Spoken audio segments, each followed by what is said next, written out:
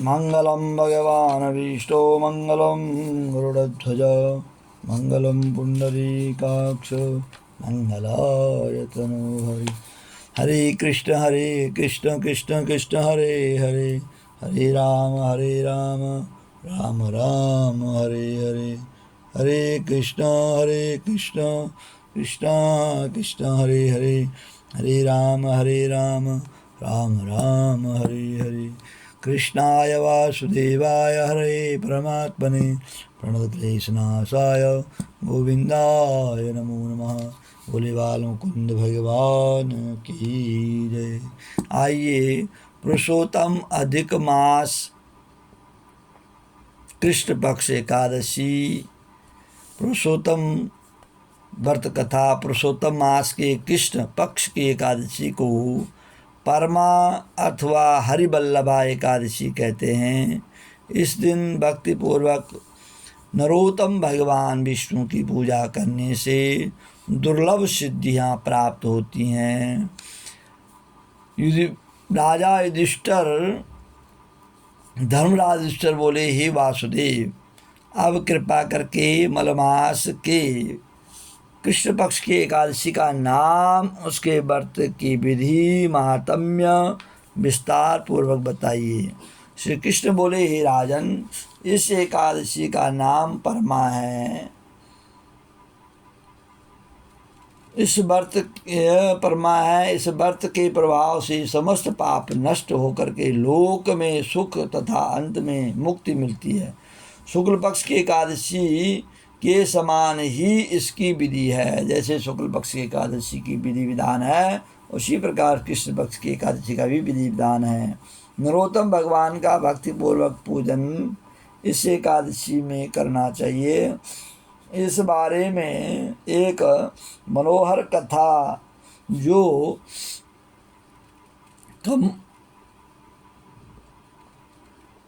इस प्रकार से कथा है कि काम्पल्य नाम नगर में हुई, तुमसे कहता हूँ। बोला, ये पूर्व काल की कथा है, एक नगर की कथा है। भगवान कह रहे हैं कि युधिष्ठिर, मैं आपसे कहता हूँ, प्राचीन काल में काम्पल्य नामक रमणीक नगर में सुमेधा नाम का एक अत्यंत धर्मात्मा ब्राह्मण रहता था। उसकी स्त्री भी अत्यंत पतिव्रता थी, परंतु दुर्भाग्यवश वे अत्यंत दरिद्र थे। अनेक मनुष्यों से भिक्षा मांगने पर भी उनको भिक्षा नहीं मिलती थी। इस कारण भली प्रकार भोजन वस्त्र और रहने को स्थान तक नहीं था। रूप व यौवन से संपन्न उसकी स्त्री अपने पति से अत्यंत कठिनता से जीवन निर्वाह किया करती थी। कई दिनों तक उपवास करना पड़ता था, परंतु उसकी पतिव्रता स्त्री स्वयं भूखी रहकर भी अतिथि सत्कार अवश्य करती। अपने मुख पर कभी मलिनता तक नहीं आने देती, साथ ही अपने पति से कभी किसी वस्तु की याचना तक नहीं करती। भूख और गरीबी के कारण उसका शरीर दिन प्रतिदिन दुर्बल होता जा रहा था। अपनी स्त्री के दुर्बल शरीर एवं घर में अन्न का अभाव देखकर सुमेधा ब्राह्मण एक दिन अपनी स्त्री से कहने लगा, हे प्रिय, यदि मैं किसी श्रेष्ठ मनुष्य से धन मांगता हूँ तो मुझको कोई कुछ नहीं देता। मैं क्या करूँ, कहाँ जाऊँ? बिना धन के घर के कार्य सिद्ध नहीं होते। अतः मुझको विदेश जाने की आज्ञा दो, जिससे मैं कुछ धन प्राप्त कर सकूँ। मुझे कुछ प्रयत्न तो करना ही चाहिए, क्योंकि बिना उद्यम के कार्य की सिद्धि नहीं होती है। हताशपति के दुख भरे वचन सुनकर के ब्राह्मणी विनीत भाव से बोली, हे स्वामी, यद्यपि मैं कोई विद्वान पंडित नहीं, फिर भी आपकी आज्ञा से कुछ कहना चाहती हूँ। पूर्व जन्म में जो मनुष्य विद्या धन और भूमि दान करते हैं, उन्हें ही इस जन्म में विद्या धन और भूमि मिलती है। यदि कोई पूर्व जन्म में दान नहीं करता तो भगवान उसे केवल अन्न ही देते हैं। मैं आपका वियोग नहीं कर सकती। पति रहित स्त्री की संसार में माता पिता भ्राता ससुर तथा संबंधी आदि सभी निंदा करते हैं, इसलिए आपको यहीं पर रहना चाहिए। अपनी स्त्री के ऐसे वचन सुनकर वह ब्राह्मण प्रदेश नहीं गया और काम्पल्य नगर में ही दिन काटने लग गया। कुछ समय के पश्चात कौंडिन्य मुनि काम्पल्य नगरी में पधारे।